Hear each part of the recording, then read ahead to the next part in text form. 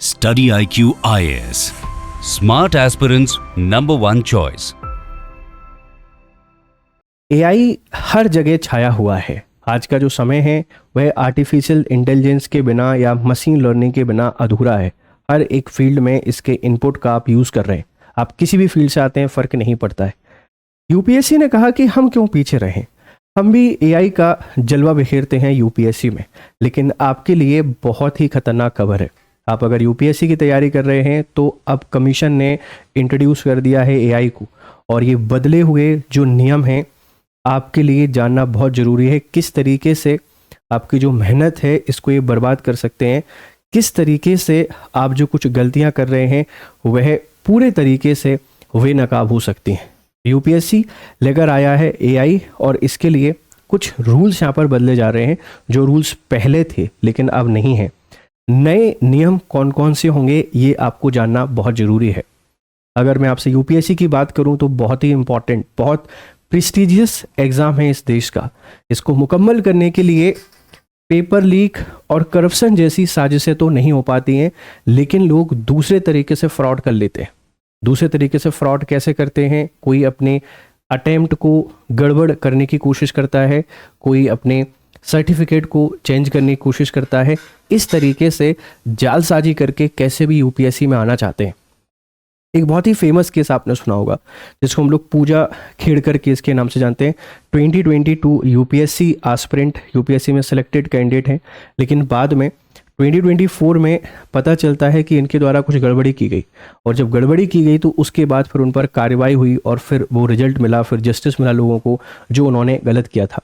हालांकि एक अजीब सी विडंबना आपने देखी होगी, यूपीएससी की तैयारी करने वाले हर एक अभ्यर्थी को एथिक्स पढ़ाया जाता है, और एथिक्स में सबसे जो इम्पोर्टेंट है वो एथिकल वैल्यूज़ हैं कि एक व्यक्ति को अगर अधिकारी बनना है तो एथिकल होना बहुत ज़रूरी है, नहीं तो समाज के लिए डिजास्टर बन के जाएगा। आप सोचिए, वो लोग जो इस प्रक्रिया की शुरुआत में ही इतने सारे गड़बड़ कर रहे हैं, फर्जीवाड़े कर रहे हैं, ये लोग अधिकारी बनेंगे तो कैसे अधिकारी बनेंगे? इसीलिए एआई का यूज़ करने जा रहा है यूपीएससी, और क्या चेंजेस हो रहे हैं ये आपके लिए बहुत इंपॉर्टेंट होंगे। आप इसको बहुत अच्छे तरीके से समझिए, क्योंकि आपकी मेहनत जाया नहीं जानी चाहिए किसी दूसरे की बातों में लगकर, किसी दूसरे की साजिश में आकर। तो नए रूल्स क्या हैं, चलिए इनको समझने की कोशिश करते हैं, और बहुत इंपॉर्टेंट वीडियो होने वाला है। आपकी राय क्या है एथिकल वैल्यूज़ को लेकर, हमको कमेंट बॉक्स में जरूर यहाँ पे बताइएगा, ठीक है भाई। अब देखो खबर क्या कहती है। यूपीएससी प्रीलिम्स 2026 एआई क्रांति आ गई है। सिविल सेवा परीक्षा में पारदर्शिता और निष्पक्षता का एक नया युग लेके आ रहे हैं। हम ट्रांसपेरेंसी की बात करते हैं, न्यू एज ऑफ ट्रांसपेरेंसी लेकर आ रहे हैं यूपीएससी में, जो कि बहुत ज़रूरी है। ये एथिक्स में बार बार पढ़ाया जाता है और उसको शुरुआती फेज से ही लागू किया जा रहा है। क्या कर रहे हैं जरा इसको देखो। हमको आवश्यकता क्यों पड़ी, बदलाव की आवश्यकता क्यों पड़ी, कुछ भी आप जो कर रहे हैं उसकी आवश्यकता क्यों पड़ती है, आप इसको जरा समझिए। ये बहुत सारे नाम हैं और इन नाम के आगे क्रॉस लगा हुआ है। क्रॉस लगा क्यों हुआ है? ये एलिजिबल नहीं है, और एलिजिबल नहीं है वहाँ अगर जाने की कोशिश कर रहे हैं तो क्रॉस लगाना ही पड़ेगा। और बदलाव की आवश्यकता के पीछे एक बहुत बड़ा नाम है, आप इनको जानते हैं, पूजा खेड़कर का मामला। क्या दिक्कत थी? पुरानी खामी, नाम और माता पिता का नाम बदलकर पहचान छिपाना आसान था। नियमों का उल्लंघन, अधिकतम प्रयासों की सीमा पार करने के बावजूद 2022 की परीक्षा में शामिल हुई। अपना नाम में थोड़ी सी छेड़खानी की, माता पिता के नाम में छेड़खानी की, एफिडेविट जमा कर दिया कि मेरा नाम ये है और मेरे डॉक्यूमेंट में ये नाम है, और इस तरीके से वो उसको वैलिडेट कर दिया, और गलत तरीके से शामिल हुई, पेपर को क्वालिफाई किया और सिलेक्ट हुई। लेकिन ये गलत था, ये धोखा था, ये एथिकल वैल्यूज़ का डाइल्यूट करना यहाँ पर था। देरी से कार्रवाई, चयन और ट्रेनिंग के बाद 2024 में धोखाधड़ी पकड़ी गई, जिसके बाद उम्मीदवारी रद्द हुई। 2022 में वो सब कुछ मुकम्मल कर लिया जो ज़रूरी है, वो नेम और वो फेम, वो मीडिया का सब कुछ उनको मिल गया जो उनको चाहिए था। लेकिन उम्मीदवारी रद्द हुई, इसको लेकर बहुत ज़्यादा खबरें आपने नहीं सुनी होंगी, लेकिन ऐसा हुआ। तो ये हुआ कैसे? क्योंकि सिस्टम की नाकामी इसमें थी। हमारा कमीशन उस तरीके की लेयर नहीं लगा पा रहा था, या प्रोटेक्शन शील्ड नहीं लगा पा रहा था जो ऐसे करने वाले लोगों को पकड़ पाए, शुरुआती फेज में, क्योंकि बाद में तो पता चली जाता है, बाद में पता चला ही है।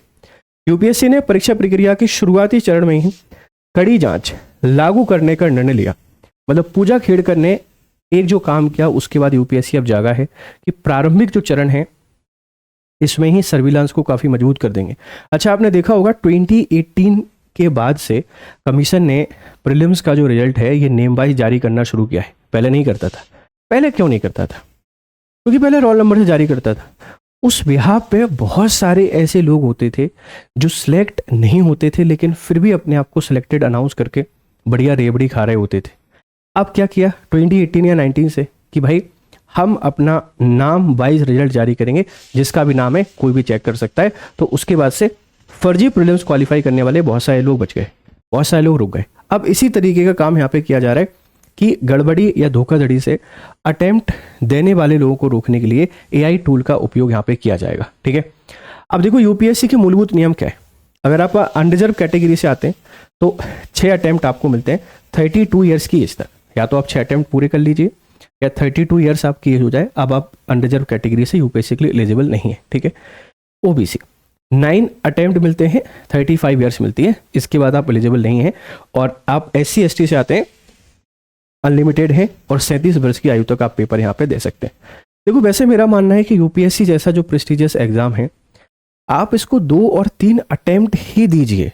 मतलब मेरी बात आपको खराब लग सकती है, पर इस बात को समझिए कि आप अगर 3 अटेम्प्ट या 4 अटेम्प्ट देने के बाद भी ट्राई कर रहे हैं, 4 साल ढेर सारा टाइम ढेर सारी एनर्जी आप इसमें इन्वेस्ट कर रहे हैं, उससे बेहतर अपनी उस पोटेंशियल को चैनलाइज कीजिए।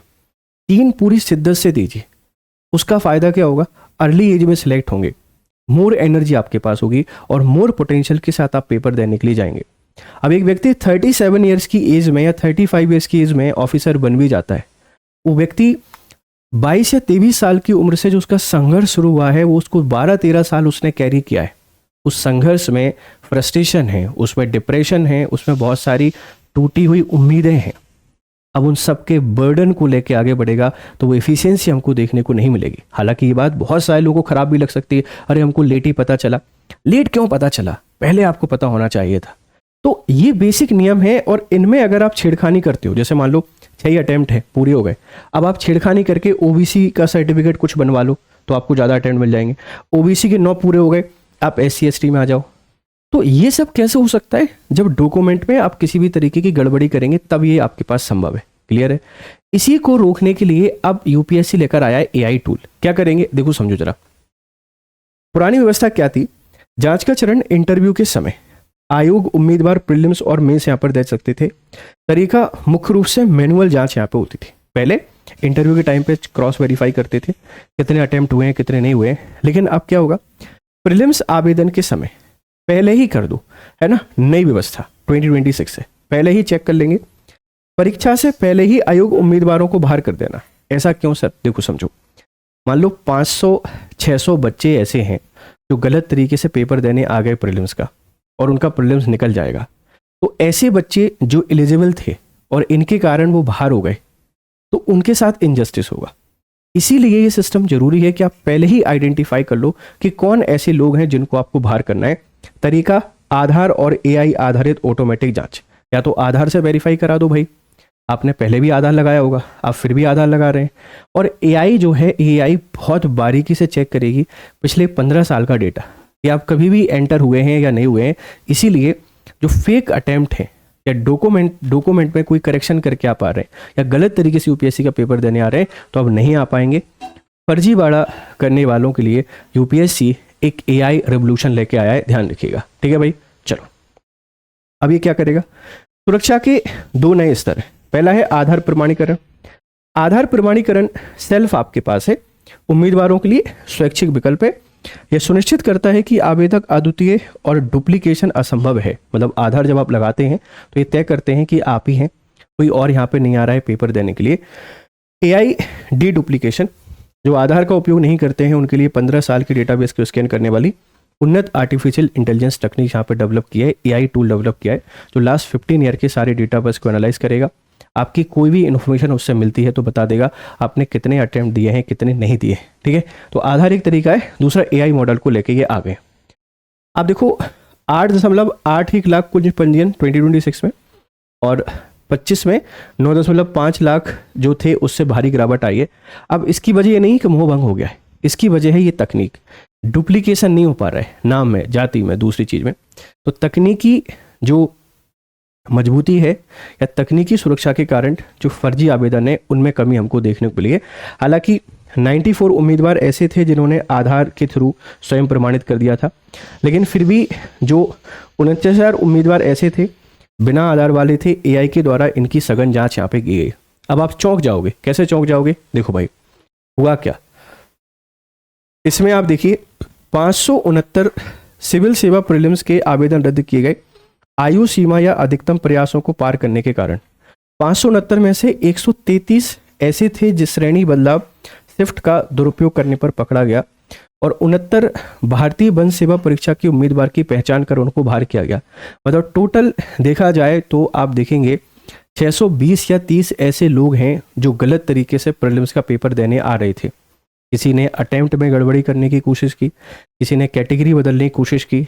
ये लोग प्रीलिम्स डेफिनेटली क्वालिफाई कर लेते, ये लोग मेंस भी क्वालिफाई कर लेते, इंटरव्यू देने जाते तब कुछ आइडेंटिफिकेशन हो पाता, लेकिन उसमें बहुत बड़ा इनजस्टिस होता उन सभी लोगों के साथ जो प्रीलिम्स में ही बाहर हो जाते या वो लोग जो मेंस में बाहर हो जाते।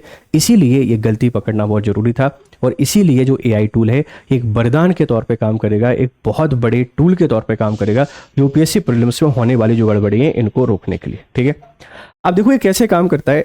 49,000 गैर आधार आवेदकों की जांच ही करेगा, ये सब कुछ मिलाएगा, नाम, जन्मतिथि, फोटो, माता पिता का नाम, 15 वर्षीय जो डेटाबेस है उसके आधार पर। एआई इन 4 मापदंडों का मिलाना यूपीएससी के पिछले 15 वर्षों के डेटाबेस से करता है ताकि छिपे हुए डुप्लीकेट आवेदनों और आयु प्रयासों के उल्लंघन को पकड़ा जा सके। आप एक आध चीज को तो जुटला सकते हो, हर चीज को नहीं जुटला सकते हो, कुछ तो ऐसा होगा जो मिलेगा तो उसके आधार पर पता कर पाएंगे, ध्यान रखिएगा। ठीक है, श्रेणी बदलाव की एआई जांच, बदलाव की पहचान, उम्मीदवार पिछले प्रयास से नई श्रेणी में बदलाव लाता है। एआई अलर्ट, एआई द्वारा ऐसे 43,497 मामलों को संदिग्ध पाया गया। क्रॉस चेकिंग, यूपीएससी द्वारा सभी उम्मीदवारों को ईमेल भेजकर पूछा गया। सच्चाई बनाम धोखाधड़ी, ज़्यादातर मामलों में केवल सर्टिफिकेट मिलने में देरी थी, लेकिन वास्तविक धोखाधड़ी मामले पर सख्त कार्रवाई यहाँ पर की गई। कुछ ऐसे थे जिनमें मतलब सर्टिफिकेट नहीं मिल पाया था तो सर्टिफिकेट मांग लिया गया, तो जिनके पास रियल है वो मेल कर देंगे, नहीं होगा वो ऑटोमेटिकली पकड़े यहाँ पर जाएंगे। ठीक है, तो ऐसे सारी जांच कर रहा है, इतने मामले आपके सामने आए। ये यूपीएससी के चेयरमैन का कहना है कि प्रौद्योगिकी को निष्पक्षता के साथ उद्देश्य की पूर्ति करनी चाहिए। इस वर्ष यूपीएससी ने सुनिश्चित किया है कि हर वास्तविक उम्मीदवार की सही पहचान हो और फर्जी आवेदकों को बाहर किया जाए। यूपीएससी हर उम्मीदवार के लिए समान अवसर, लेवल प्लेइंग फील्ड बनाने का प्रयास करता है, और तकनीक इसे हासिल करने का एक महत्वपूर्ण साधन है। तो जो कमियां पहले हो रही थी उन कमियों को दूर किया जाएगा, और हर एक बच्चे के साथ जो भेदभाव हो रहा था उसको दूर किया जाएगा, और बेहतर माहौल हमको यहाँ पे बनाना है, ध्यान रखिएगा। ठीक है भाई, चलिए, तो ये पूरी अपडेट थी जो आपको ध्यान रखनी है। अब आप अगर यूपीएससी की तैयारी कर रहे हैं तो आपके लिए इंपॉर्टेंट अपडेट है, हमारा जो सामान्य अध्ययन P2I बैच है 2027, 2028 और 2029 के लिए, इसकी क्लासेस की शुरुआत हो रही है 27 जून, यानी कि आज से ये क्लासेस शुरू हो रही हैं। आप इसमें एनरोल कर सकते हैं by using GRS live code. आप इस कोड को यूज़ कीजिए और इसके थ्रू मैक्सिमम जो डिस्काउंट है वो मैक्सिमम डिस्काउंट आपको मिल जाएगा। आप इस नंबर पे कॉल कर सकते हैं 76400300, और ये स्मार्ट मॉडल पर हमारी आधारित क्लासेस हैं जहां स्ट्रक्चर्ड क्लासेस आपको मिलती है, मेंटरशिप आपको मिलता है, असेसमेंट मिलता है, रिवीजन मिलता है और टेस्ट मिलता है। एक बहुत शानदार क्लासेस जिसके थ्रू आप लोग पढ़ाई कर सकते हैं। चलिए फिर मिलते हैं क्लासेस में, तब तक खुश रहें, मस्त रहें, आपके फीडबैक हमको जरूर दें। Have a nice time, good day to all, bye bye. Study IQ IAS, making India smarter and better.